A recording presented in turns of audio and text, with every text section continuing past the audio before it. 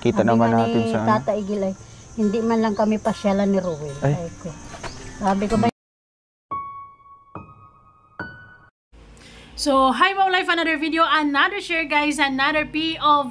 So, ngayon guys, magbibigay tayo ng point of view sa muling pagbisita ni Dodong kay Nanay Amparo na may twist. O, diba? Pero syempre, bago ang lahat, don't forget to support and subscribe Kuya Val Santos Matubang, Ate Edna Vlog, Kalinga Prab, Ruel Malalag, Rachel Morales Vlog, at sa lahat ng Team Kalingap. Syempre guys, isama na natin sa suporta natin ng Team Ruel.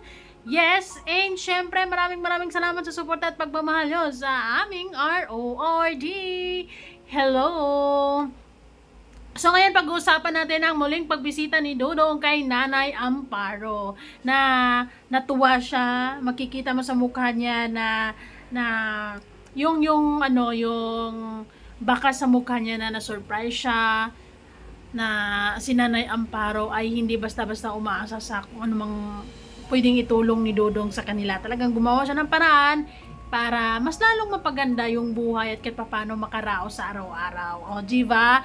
Actually, sa lahat ng mga charity vloggers, kay Kalinga Prab, kay Kuya Val, or kay Dodong, kung sino pa man dyan, ang hangad lang naman nila sa mga beneficiaries nila is yung maiaho nila or kahit paano ay mabigyan nila ng, mabago nila yung buhay.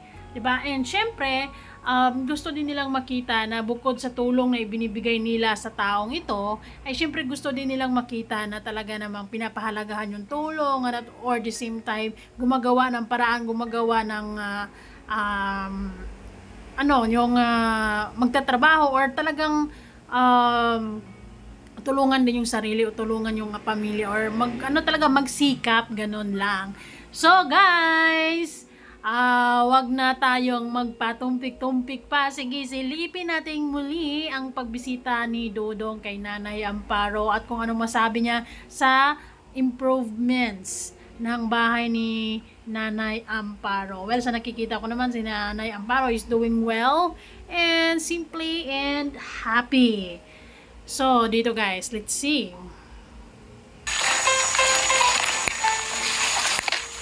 Ang gwapo naman ni Dodong sa init na yan. Sa cup niya. Anong tawag yan? Parang cowboy style. Tao po. So anyway guys, kasama pala niya sila Kuya Alex, Kuya Victor ba kasama ba dito? And nagdadala sila ng ayuda para kay nanay. Siyempre, gano'n naman talaga sila kapag bumibisita sila sa mga tinutulungan nila. May ayuda silang dala-dala. Yun, malaking tulong na rin yun kasi sa pamilya ni Nanay Amparo. Kay Nanay Amparo, gano'n. Asan po si Nanay Amparo? So, kumusta naman ang pangu... Actually, kung mabibitin kayo dito sa pagbibigay ko ng reaction sa video na to, for sure mabibitin kayo dahil konti lang yung kinukuha ko. Panoorin nyo ulit o panoorin nyo doon sa uploaded videos ni Dodong. Buhay ng nanay, ano pong pagbabago po? Malaki ng pinagbago naman. Malaki Kaya lang, yun na nga. Kaya nagsisikap din ako uli at nagbabayad pag ako dito. Sa kuryente. Sa kuryente. Diba? Malaki na talaga ang pagbabago sa pamumuhay ni nanay. Kumbaga talagang nagkaroon ng liwanag, nagkaroon ng magandang dulot ang yung pagtatagpo nila ni Dodong. Talagang nabigyan siya ng kaginhawaan. Nagsisikap din siya kung tutuusin kasi hindi naman makakabalik si Ruel daily or weekly, di ba? Actually, minsanan, bihira na lang because marami din siyang tinutulungan at iba na yung focus niya kasi sa tingin niya, kay Nanay Amparo, tapos na yung mission niya. Kung bibisita siya ay kaunting tulong na lang ang bibit-bitin niya as pangangamusta lang din, ganun. Kung ano nang nangyayari sa lupa. So kailangan talaga may pumapasok na may income talaga na pambayad niyo po doon. So pag wala akong nakuha ko ng pawirin niya, nagpapawid ako. Uy, si Pog.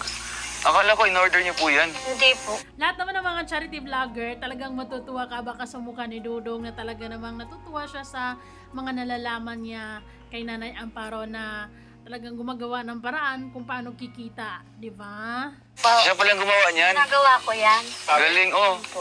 Ito ako na nagawa nito. Ay, so, Kaya ang gastos ko ito lang mga ano. galing ah. Yung patrabaho ko. So, yung bubong ni nanay, siya yung gumagawa. Marunong ka pala nito na yung nanay mo, ano? Opo. Ang galing ah. Magkano isa? Standard mo, no? Oo nga. 800 ang isang daan. 100, 800.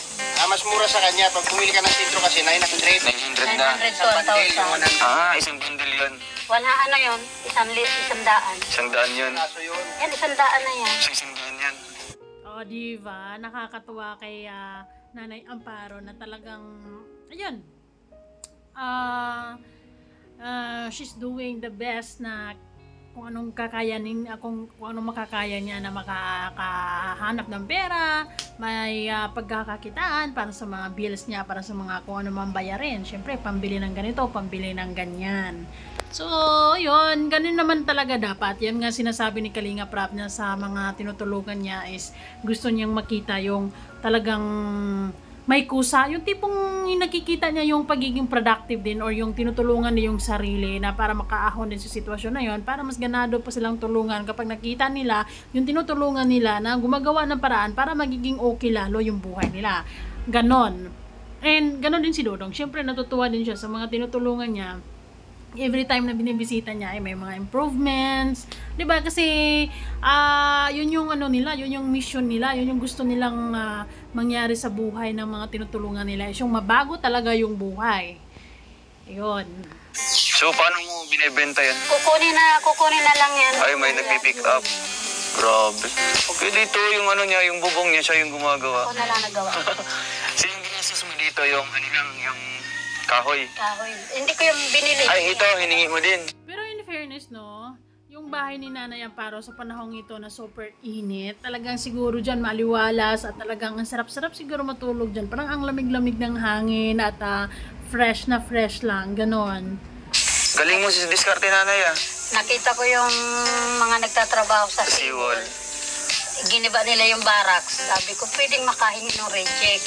Sabi niya, nanay, kunin mo na po yun. Wow. Mga bago pa naman ito, mga bago pa naman. So yung binihiram yun dito is yung labor.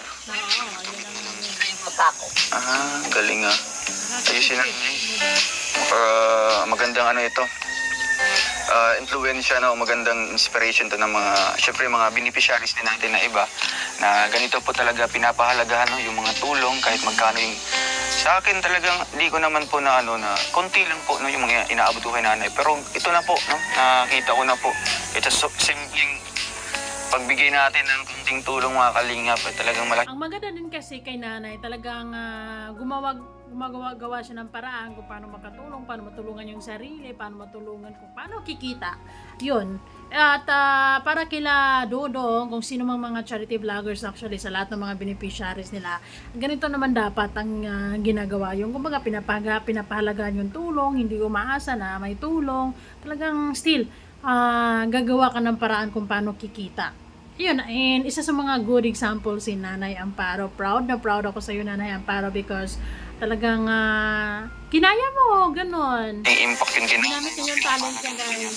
Kay nanay, ano pong naramdaman niyo po? Muli po akong bumalik dito, bumisita. Masaya ako at kahit pa paano, binalikan nyo pa rin ako kahit.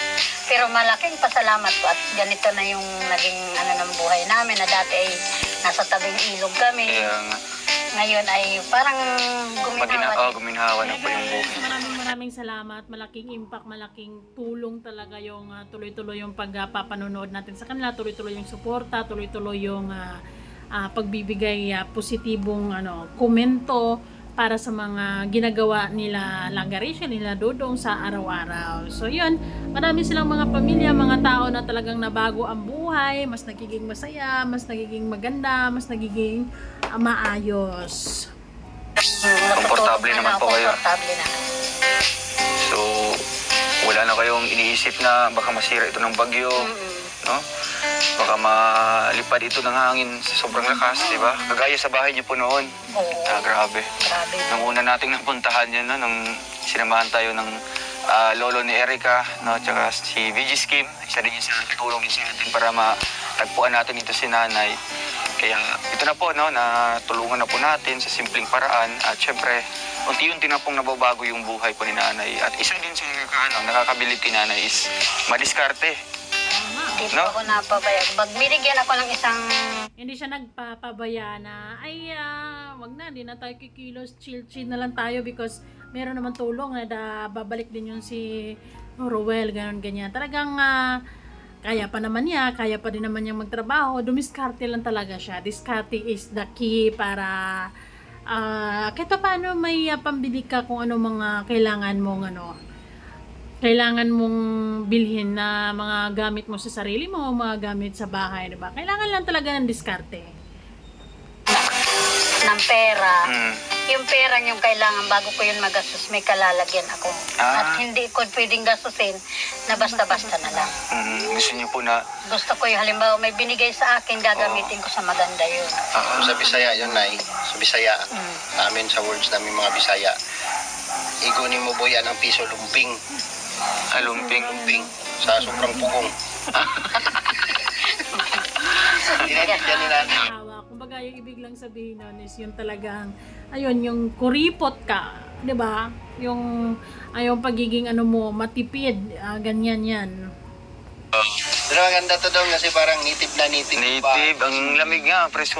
Siguro matulog dito, nanay. Ang dumi ng bahay. Hindi naman po masyado. Siyempre may nagtatrabaho pa. Trabaho ko kasi kahit Oo. panlinis. Kaya nanay, ayan, deserve mo talaga na matulungan na ganito po.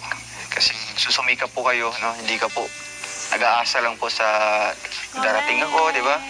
Hindi ka naghihintay na... Kayang masaya ako na muling nakabisita si Dodong kay Nanay Amparo, and at the same time may ganyan yung update ng buhay niya. Talagang nakakaginhawa na, 'di ba?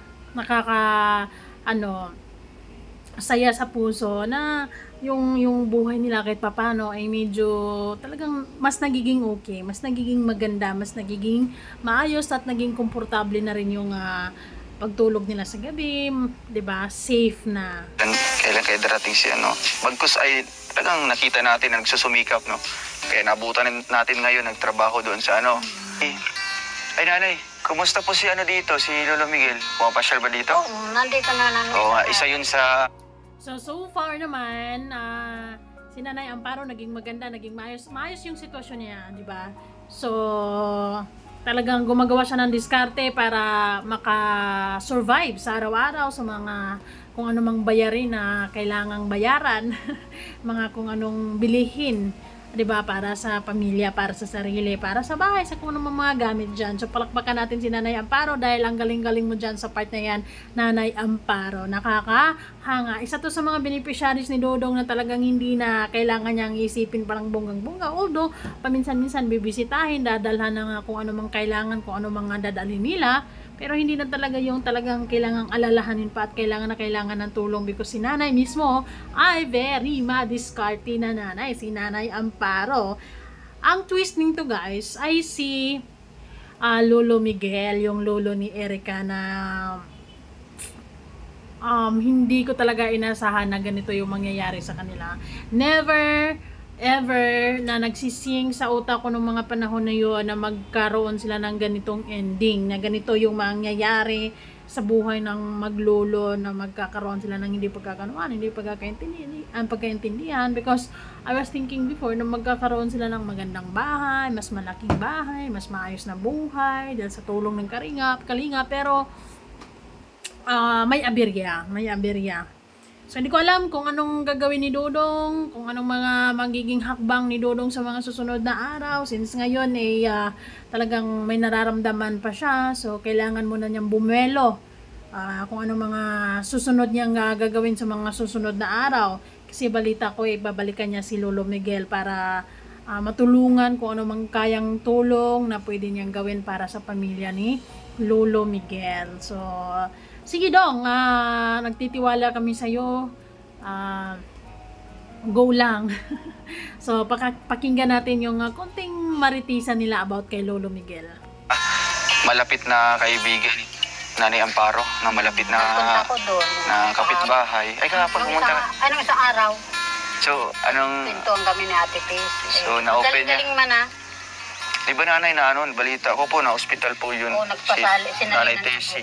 Nanay Tess po yun. Kumusta yung mata niya? Malabo. Talagang malabo talaga.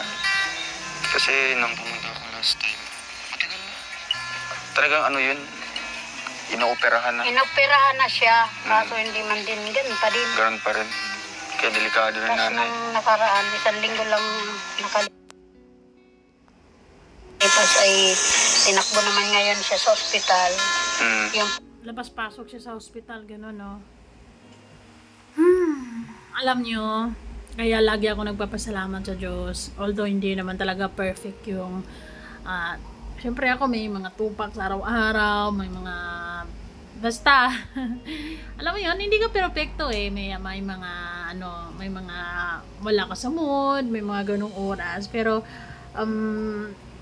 kapag 'di ba, kapag nakita ko kung na good health ang pamilya, buong pamilya, maayos, kahit medyo salat sa pera, pero yun yung isa sa mga pinagpapasalamat ko. Lagi natin pinagpipray lahat na health is wealth, 'di ba, na bahala na kung medyo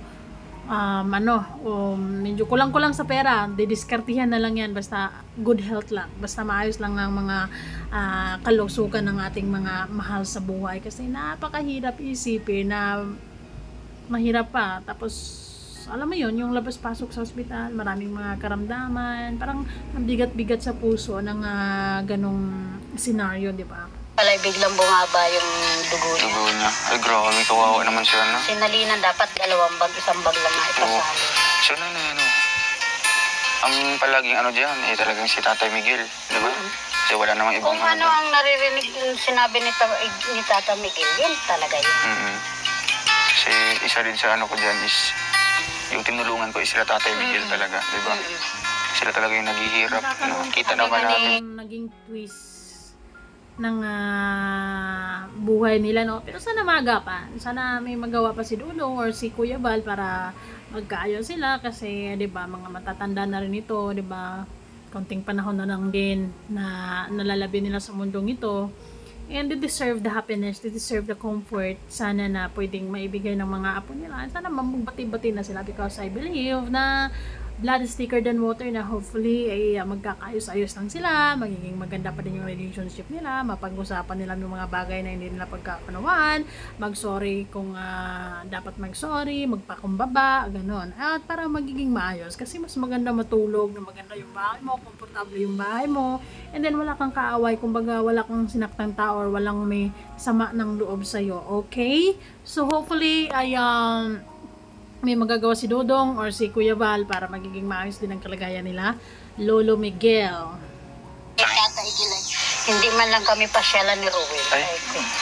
Sabi ko, bayan niyo po pag Siyempre nagpunta. daw na mimiss ka din ni Lolo Miguel, kasi siyempre ikaw yung talagang naka-ano sa kanila, naka-discover, ikaw yung naka-scout sa kanila, kaya talagang naiisip ka nila. Bahay. Oo nga. Yun na din. Yung niya dito. At wala na kahit kailan din na sila pupunta. Yun na nga din yung plano ko, nanay, kaya pumunta ako ngayon dito, bumisita ako. Kasi gusto ko na mapuntahan din sila dyan. Daanan nyo ngayon. Oo. Kasi gusto naman nila makita pa rin ang Ate So ayan, abangan na lang namin Dong ang muli mong pagbabalik sa pamamahay o sa lugar nila Lolo Miguel, at kamustahin mo kung anong mga kaganapan, kung anong mga nangyayari, paano naging ganon, paano nangyari ang lahat. So ayun, kaya mo na yan Dong, no? Kaya mo na yan. Alam ko na yung puso mo ay punong-puno yan punong-puno ng pagmamahal yan para sa mga matatanda, na? Kasi mostly sa mga natutulungan mo is talagang mga matatanda na talaga bang walang-wala na, at parang ikaw na yung magiging pag-asa para mas magkaroon sila ng mas komportabling bahay, mas komportabling pamumuhay, di ba? So, abangan na lang natin guys kung anong mga mangyayari sa mga susunod na araw, kung sakaling babalik si Dudong muli doon kila Lolo Miguel, and hopefully magiging maayos ang lahat, at ayun lang, happy lang. One Kalingap, one family, ika nga. So yun guys, maraming salamat, and see you guys all on our next video. Bye and be kind. Thank you so much. Bye-bye.